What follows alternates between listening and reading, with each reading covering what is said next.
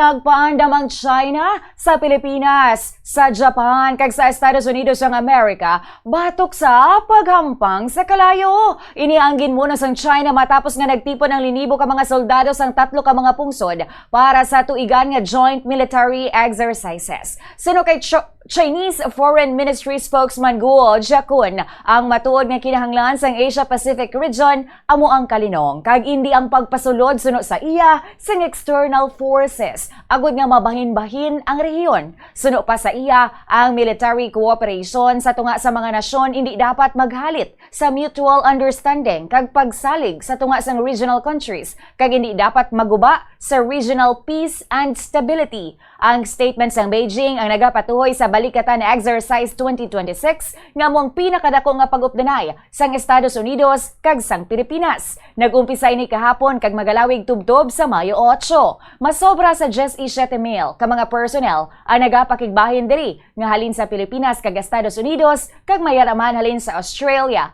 Canada, France, Japan, United Kingdom kag New Zealand. May 17 man ka mga pungsod nga observers nga nagpadala sang ilang mga personnel lakip na halin sa Czech Republic, Lithuania, Poland kag the Netherlands.